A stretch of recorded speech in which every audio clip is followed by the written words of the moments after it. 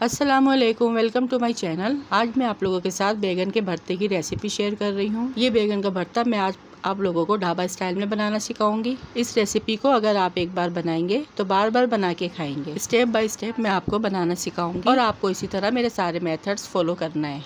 तो चलिए रेसिपी बनाना स्टार्ट करते हैं। सबसे पहले यहाँ पे मैंने आधा किलो यानी एक बड़े साइज़ का बैगन लिया है, जिसके ऊपर छुरी की मदद से मैं कट लगा दूंगी, जिसे मैंने धो के अच्छे से वॉश कर लिया है। इसके अलावा 3 बड़े साइज़ के टमाटर और 5 से 6 हरी मिर्चें ली हैं। कट लगाने का एक बड़ा फ़ायदा ये है कि इससे हमें पता चल जाएगा कि बैगन हमारा अंदर से ख़राब तो नहीं है या इसके अंदर कीड़ा तो नहीं है। अब बैगन को जो है तेल से ग्रीस कर लेंगे, यानी तेल इसके ऊपर अच्छे से लगा देंगे। तेल लगाने से इसका फ़ायदा ये है जब इसे रोस्ट करेंगे तो इसका छिलका आसानी से उतर जाएगा। रोस्ट करने से बैगन का जायका बहुत ही सौंधा हो जाएगा और ये बैगन का भुर्ता आम बैगनों से थोड़ा हटके बनेगा। तेल यहाँ पे मैंने अच्छे से लगा लिया है। अब इसे हम गैस फ्लेम पर रोस्ट करेंगे। यहाँ पे मैंने एक जाली का स्टैंड ले लिया है, जिसे मैं चूल्हे के ऊपर रख दूंगी। अब इसके ऊपर हम बैगन रख देंगे। अगर आपके पास जाली नहीं है तो आप डायरेक्ट भी चूल्हे के ऊपर रख के इसको रोस्ट कर सकते हैं और इसकी साइडें बदल बदल के चारों तरफ से इसे अच्छे से रोस्ट कर लेंगे। बैगन में आप कांटा या छुरी फंसा सकते हैं ताकि आप इसको चारों तरफ से अच्छे से रोस्ट कर लें। जब आपके बैगन का कलर चेंज हो जाए और चारों तरफ से काला हो जाए तो समझ जाइए आपका बैगन अच्छे से रोस्ट हो चुका है और अंदर से अच्छे से गल चुका है। बैगन अच्छे से रोस्ट हो चुका है, जिसे मैंने एक बाउल में निकाल लिया है। अब इसके बाद में टमाटर और हरी मिर्चें इसके ऊपर रख के इसको भी रोस्ट करूँगी, सेम इसी तरह जिस तरह मैंने बैगन को किया था। जब बैगन ठंडा हो जाएगा तो इसके छिलके हम आसानी से रिमूव कर देंगे। जल्दबाजी के चक्कर में अक्सर लोग बैगन को ठंडे पानी में डाल देते हैं, लेकिन हमें यहाँ पर ऐसा नहीं करना। पानी में बैगन डालने से इसका सारा जायका ख़राब हो जाता है और इसके अंदर जो सौंधापन है वो ख़त्म हो जाता है।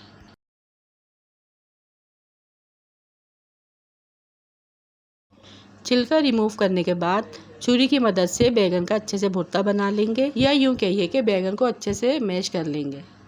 और देखिए यहाँ पर टमाटर और हरी मिर्चें भी अच्छे से रोस्ट हो गई हैं। इसकी भी अच्छे से कटिंग कर लेंगे हम।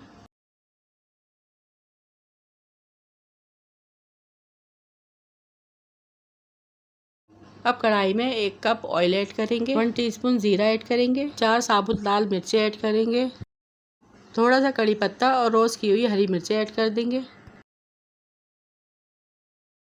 और इन सब चीज़ों को अच्छे से भून लेंगे तकरीबन 2 मिनट के लिए। अब इसमें एक बड़े साइज़ की बारीक कटी हुई प्याज ऐड करेंगे।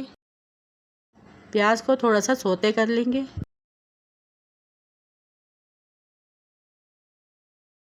1 टीस्पून नमक ऐड करेंगे, हाफ टी स्पून हल्दी ऐड करेंगे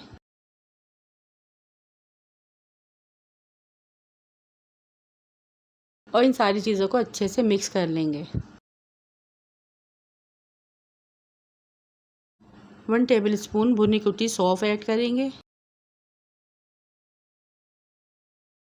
और थोड़ा सा पानी ऐड करेंगे ताकि मसाला हमारा जले नहीं। 1 टेबल स्पून अदरक लहसुन का पेस्ट ऐड करेंगे, 1 टेबल स्पून पिसी लाल मिर्च ऐड करेंगे, 1 टेबल स्पून पिसा धनिया ऐड करेंगे और इसे अच्छे से मिक्स कर लेंगे। रोस्ट किए हुए टमाटर ऐड करेंगे और इसकी 2 से 3 मिनट तक भुनाई करेंगे। फिर इसके बाद 3 से 4 टेबल स्पून दही ऐड करेंगे